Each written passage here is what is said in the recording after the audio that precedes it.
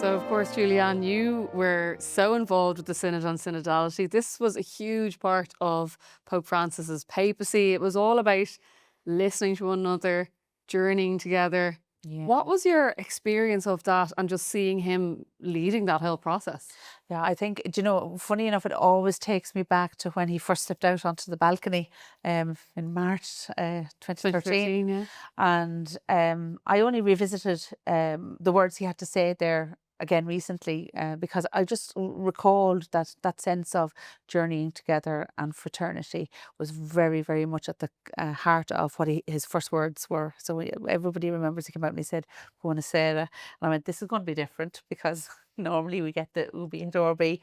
And when you go back and you look at it, it was just that sense of my brothers and sisters were on this great journey together. And he says journeying together about 3 times. There was never any pomp and ceremony. No. Yeah. And he talks about fraternity, everybody being on this journey together.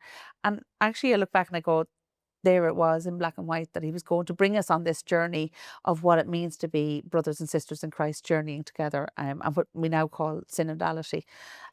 So that always brings me back to there. And I think that that moment, I was very profound and very privileged to be in the Synod Hall when he announced that he wasn't going to take the final document away and craft a post-synodal exhortation, which we'd had before with Amoris Laetitia or Christus Vivit. This time he was just issuing the document. Saying, I trust the process, basically, yeah. Because, not just because he trusts the process, but because he stayed in the process. He was part of the whole thing, yeah. Sort of showing how to be a synodal leader by doing that in that moment. Do you think he reflected that in that process and just in his papacy, that being on the journey together, that walking together? Yeah, I think so, because the other thing that stays with me from his papacy has been very much a pope on the peripheries. Going out to the margins. I don't think I'd seen in my lifetime anyway a pope that called on so much support for refugees, for prisoners, for those who feel that they were outside of, church life, and I think that's a pope who constantly invites that invitation. How does that translate from the perspective of a priest? I mean, he's trying to be the leader to Catholics all over the world, but what do you think is witness to priests like yourself or Father Declan? Yeah, thank you, Winnie. Good question. I think if you like, it comes nearly from 2 angles. I think first of all there was a closeness. I had the lovely experience myself of concelebrating morning mass with him it was around the time of my silver anniversary, and we were all there in Rome as a class, and we concelebrated with him the morning mass. And there was certainly a desire for him to be very close to us, and he insisted on the group photograph afterwards and on meeting us individually. So I always felt that kind of a desire to be close. And yet at the same time, he wasn't afraid to actually, to speak to us directly and hit us between the eyes. What did he tell you? Well, what homework did he give you? Not personally, but keeping the sermons short. Being merciful in confession. All this practical stuff. Very, very real practical stuff. So as I say, that kind of closeness, but at the same time, not afraid to hit you between the eyes. One of the things that so many people say was such a huge part of him as Pope and his own personal faith was mercy, would be the word to define him. Yeah, well, that for me, I think that's the big takeaway for me from the Francis papacy. The Jubilee of Mercy was such a key moment, and in our parish in Navan, we were designated as one of the churches for the Jubilee Year of Mercy with the Holy Door of Mercy. And I remember our outreach in terms of confession so on that year was very powerful.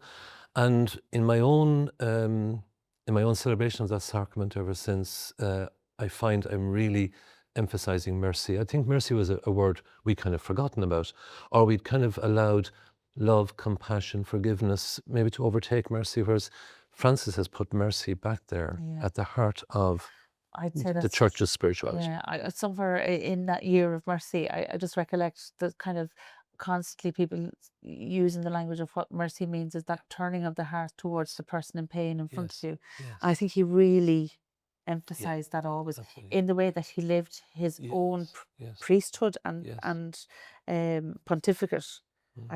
Just the way he Yeah. was always there, Yeah. his own heart turning towards Yeah. whoever was in pain Yeah. in front of him. I really hear that. I think you're right. Yeah. Your mercy, absolutely. And do you know the other thing that struck me is he co-wrote, of course, the Door of Faith Yeah. with Pope Benedict. It was because everyone talks about Evangelii Gaudium. As you know, and I kind of go, oh, well, and I love that line too, that matches with the Year of Mercy for us.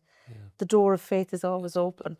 And he sort of always used to say, remember, it swings both ways. That it wasn't a case of the door of faith being open to people come in. Outreach, I think, is another legacy.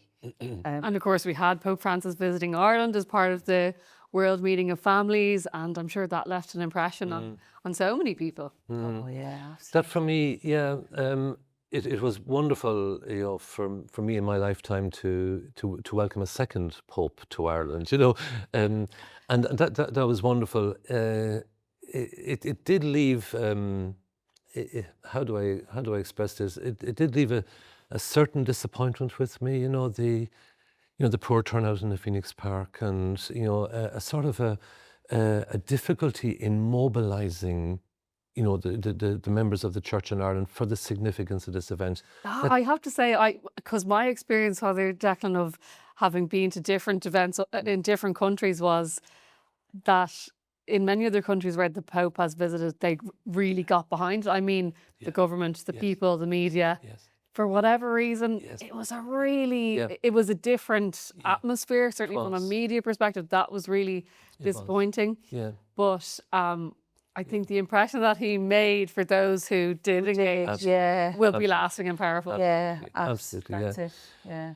And I think his own human charisma as well was very powerful. You know, that when you were in his presence, you know, you felt that he was a very, very charismatic individual, you know, and powerful in speaking, very honest, very direct. I think the off the cuff of Pope Francis is going to be, you know, got lots of headlines over the years. It did. But his ability actually just to leave the script and to actually say something from the heart, brutally honest, and just be present in the moment. Just be present in the moment. You know, I think that has been a blessing. I really do. And one of the things that he talked about a lot was being missionaries of joy, basically. You know, living out your faith in that way.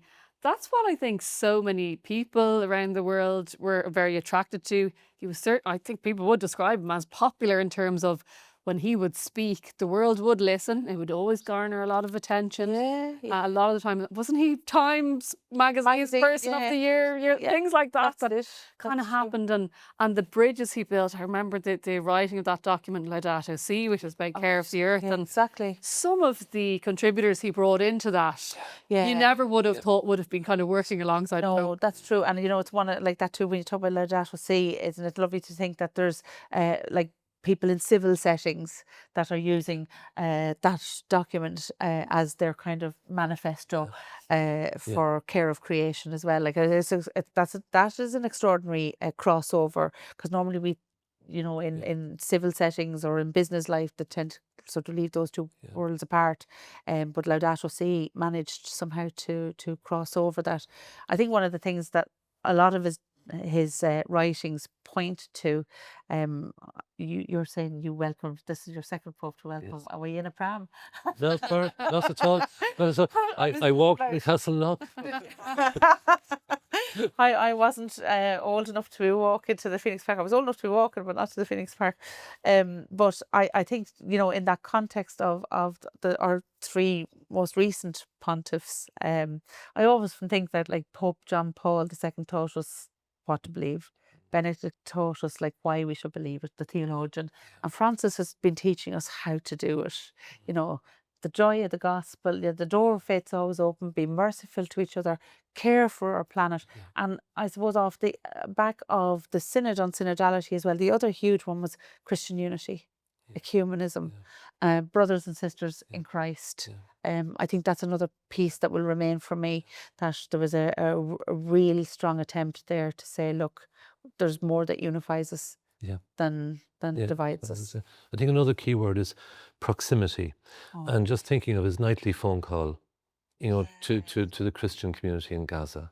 You know, was even from his hospital bed, he was absolutely still doing it. talking to the only Catholic parish priest there. Absolutely. In that pastoral relationship, you know. And coming back to your first question to me, Wendy, about, you know, in terms of priesthood, there he is, you know, as the Pope, trying to be close to people, you know, trying to find ways, even the ways of modern communication, to be close to people.